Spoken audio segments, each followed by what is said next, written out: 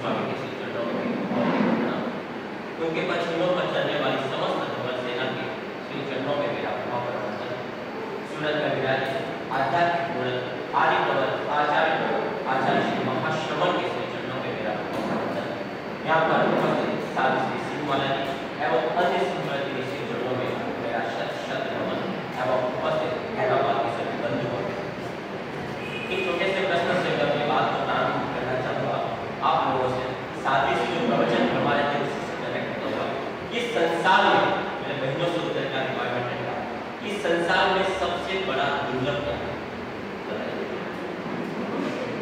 इस संसार में सबसे बड़ा दुर्लभ क्या है मनुष्य अभी साथ ही से फरमाया कि मनुष्य जन्म अनमोल है लेकिन मुझे बताइए कि आपकी हैदराबाद की जनसंख्या कितनी है 1,25,00,000 भारत की जनसंख्या कितनी 144 विश्व की जनसंख्या कितनी 800 ये खाली भरत क्षेत्र की बात करें उसके बाद महाविदेश केवल खातीगढ़ अर्ध पुष्कर इन सब की बात करें तो अब्जों हमारी जनसंख्या आप कहते हैं मनुष्य जन्म अनमोल है और इतने सारे अब्जों की जनसंख्या है तो फिर मनुष्य जन्म अनमोल कैसे जो चीज इजी में अवेलेबल है वो अनमोल कैसे हो सकता है मुझे बता सकते हैं एकदम इजी में अवेलेबल इस हैदराबाद में 1,25,00,000 मनुष्य है और साथ ही हमारे मनुष्य जन्म अनमोल कैसे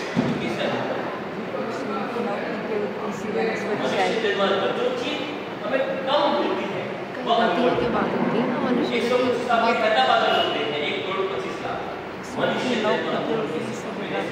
अनंत जीव रहते पूरे संसार में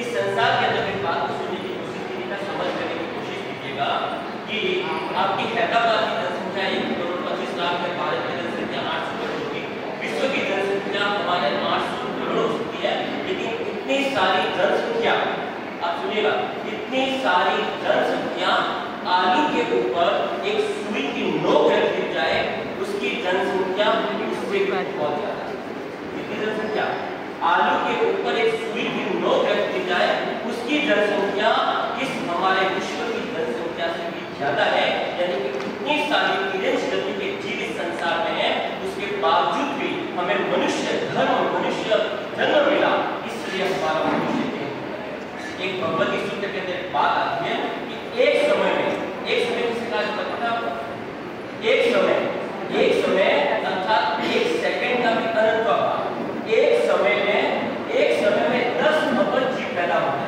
कितना अरब जीव यानी कितने सीआर 1,000 करोड़ एक समय में जीव पैदा होते हैं उस 1,000 करोड़ में से 9 अरब 99 करोड़ उस 10 अरब जीव में से 9 अरब 99 करोड़ जीव तिर्यंश गति में पैदा होते हैं कितने जीव 9 अरब 99 करोड़ जीव तिर्यंश गति में पैदा होते हैं पीछे कितना जीव बचा 1 करोड़ उस 1 करोड़ जीव में से 99,90,000 जीव देव गति में पैदा होते हैं उस 1 करोड़ जीव में से 99,90,000 जीव देव गति में पैदा होते हैं पीछे कितने बचे 10,000 उस 10,000 में से 9,999 जीव नरक गति में पैदा होते हैं पीछे कितना बचा एक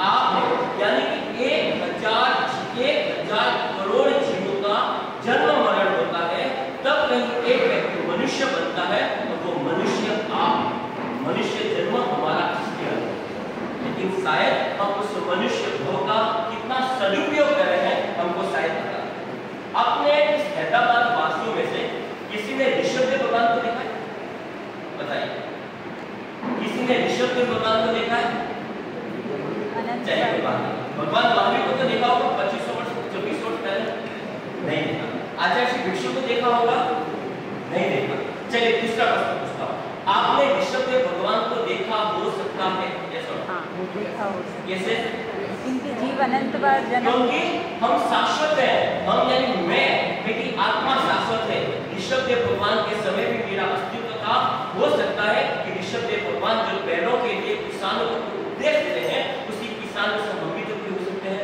या उसी बैल में से हम तरह ऋषभदेव भगवान के समय भी हमारा अस्तित्व था, भगवान शांतिनाथ के समय भी हमारा अस्तित्व था और आज भी हमारा अस्तित्व है। और यही नहीं, ऋषभदेव भगवान के पहले भी अनंत 24 हो चुकी है। ऋषभदेव भगवान के पहले भी अनंत 24 तीर्थंकर बन चुके हैं और उस समय भी हमारा अस्तित्व था। यानी वहां से लेकर आज तक हम न जाने कितनी बार जन्म मरण के बात नहीं करता, कहीं ना कहीं उनके लिए तो मोक्ष का साइन हो चुका है। लेकिन हम अपने लिए सोचें, क्या हम जिस तरह से हम ये वर्तमान में अपने जीवन को जी रहे हैं, दिन में 24 घंटे में सामायिक करके अपने आप को धार्मिक कहलाते हैं, क्या हमको मोक्ष में ले जाने के लिए उपयोगी खाली सफिशिएंट है? एक सामायिक क्या हमारे लिए सफिशिएंट है मोक्ष में ले जाने के लिए? विचार कीजिए, भगवान महावीर ने कितने कष्ट थे, भगवान महावीर के कितने बहुए थे, कितने बहुए भगवान महावीर के, और एक बहु में उन्होंने कितने मास मोहन किए? 11,60,000 मास मोहन किए, तब उनका तीर्थंकर बने और उन्होंने हमसे भी जीवन तक कल्याण किया। तो अब हमें क्या करना है? सब्जेक्ट है एक कदम मोक्ष की ओर। क्या इसी तरह हम अपने जीवन को जीना है या थोड़े से जीवन को परिवर्तन करना है? हम चाहे जीवन को परिवर्तन करना है तो हमें क्या करना है? आपके हैदराबाद में किसी ने इंश्योरेंस करवाया? हमने कराया। इंश्योरेंस आपने नहीं करवाया? तो इंश्योरेंस मनी बैक पॉलिसी को छोड़ दीजिए, वो इंश्योरेंस का पैसा आपको कम मिलेगा, मरने के बाद आपको नहीं मिलेगा। किसको मिलेगा? आपकी धर्मपत्नी को या आपके बच्चों को। तो वो तो उनका इंश्योरेंस हुआ, आपका इंश्योरेंस हुआ। जो हम कर्म करेंगे। शादी का प्रवचन सुनने से हमारा इंश्योरेंस तो हो जाएगा, लेकिन अंश हमारे कर्म, हमारा इंश्योरेंस है। सोचा आपने? हमारे तो कर्म। इंश्योरेंस आप अपनी पत्नी की लाइफ की सिक्योरिटी के लिए कर रहे हैं, लेकिन आपने क्या खुद के लाइफ का इंश्योरेंस करवाया? कभी सोचा इसके बारे में? चलिए दूसरी बात करते हैं। सपोज कीजिए आप यहाँ से सरदार साहब जाते हैं, बिना सजाए सुजान कर जाते हैं, ट्रेन की टिकट बैठे, ट्रेन में आप बैठे, तो सबसे पहले विचार कीजिए ट्रेन में बैठने के सबसे पहले आप क्या क्या पैकिंग करते हैं? बताइए क्या क्या पैकिंग करते हैं? रास्ते का खाना, रास्ते का आप खाना। सुजानगढ़, बिलासपुर, हुमायूंगढ़ कहीं पर भी जाते हैं, आपको ट्रेन के अंदर बैठना है, तो ट्रेन में सबसे पहले आप सामान पैक करेंगे, तो सबसे पहले उसमें क्या डालना है? बताइए। इंश्योरेंस का टैगलाइन बता सकता है? आपके साथ जीवन के साथ भी, जीवन के बाद भी। तो ये तो LIC का आपका शायद आपके जीवन का पैसा आपकी पत्नी को मिल जाएगा, लेकिन एक भगवान आचार्य श्री महाश्रवण की पॉलिसी है, भगवान महावीर की पॉलिसी है, जो जीवन के साथ भी चलता है और जीवन के बाद भी चलता है, और उस पॉलिसी का नाम है श्रावक के बाहर। कितने लोग बताते हैं? कितने लोग बताते हैं? श्रावक के बाहर, जो हमारे पाप को, हम यहाँ पर बैठे हैं, न जाने आप 48 मिनट के लिए आपने के सफर को ग्रहण कर लिया, लेकिन न जाने उस 48 मिनट को छोड़कर बाकी 23 मिनट और 12 मिनट पाप करते रहते हैं। क्या उस पाप को हम सीमा ग्रहण कर सकते हैं? और उस पाप को यदि सीमा ग्रहण करना है तो हमारे पास दो पॉलिसी है, एक पॉलिसी है श्रावक के 12 और दूसरी बात है 14 उन्नीस। कितने लोग खाते हैं? कौन से? शायद क्योंकि हमने उसका महत्व ही नहीं समझा। बहुत लिमिटेड, यहाँ पर 200 लोग बैठे हैं और इसमें से 4 हाथ खड़े क्यों? क्या हमको आगे भगवान को ये रास्ता लेके नहीं जाना चाहते? जाना तो है सर, हमको तो जाना है मोक्ष में, हमको तो मोक्ष में जाना है, हमको तो संसार को छोड़ना है, बस थोड़ा आसक्ति का भंगार हो चुका, हम संसार छोड़ेंगे। किस तरह छोड़ेंगे? तो मैं कहूँगा एक किताब आती है व्रत दीक्षा, जिन्होंने ना भरी हो, मैं जितनी भी बहनें बैठी है उनको कहूँगा कि अपने हस्बैंड को किताब लाके दें और किताब को बनाए, आपके पास भी अवेलेबल है, और उस किताब को बनाए जिससे आपका सागर जितना पाप कलश जितने में समाहित हो सकता है। क्या समझ रही है? तो ये भाई सागर जितना पाप कितना कर से समाधान इतना रहेगा। आपको पता नहीं संसार की याद हमने किसी की पता न जाने हम कितनी बार पानी के अंदर, अग्नि के अंदर, न जाने कितनी बार अंदर, विंद्री के अंदर, त्रिंद्री के अंदर, चतुरेंद्री के अंदर, तीरथ पंचेंद्री के अंदर कितनी बार जन्मे, मनुष्य बन के जन्मे, लेकिन कोई अमेरिका में पैदा हो गया और मांस खा रहे हैं, क्या वो भी जीवन वाले साधन का? शायद नहीं। न जाने कितनी बार हम शेर बने हैं।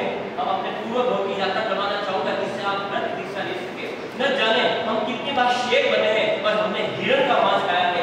न जाने हम कितनी बार पास सुअर बने हैं, पीक बने हैं, और हमने नाली का मल मूत्र खाया है। न जाने हम कितनी बार कुत्ते बने हैं, बाहर कुत्ता देखते हैं आपको थोड़ी घृणा होती होगी। न जाने हम खुद कितनी बार कुत्ते बने हैं और गली गली हम भौंके हैं। न जाने हम कितनी बार बकरे बने हैं और बकरी ईद के दिन हमको ही काटा गया है। न जाने हम कितनी बार मुर्गी बने हैं और हमारे तंदूरी चिकन बनाकर खाया हुआ है।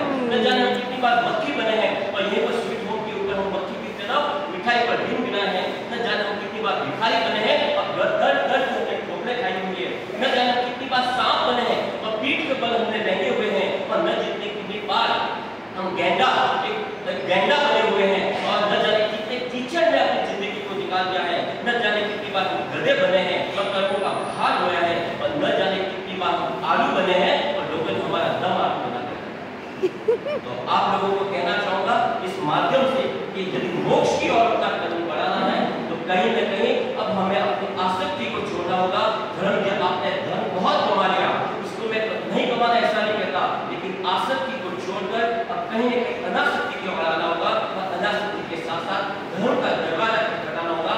नहीं तो आप आज हैदराबाद में, कल अहमदाबाद में, परसों न जाने आपकी क्या गति होगी और इसी तरह 84 लाख जीवों में भटकते रहेंगे। हमारा कोई एंड नहीं होगा। तो मोक्ष जाना है तो श्रावण के बाहर अपनाएं, 14 नियम अपनाएं और साजिश का शामिल निभाएं। इन्हीं शुभकामनाओं के साथ ओम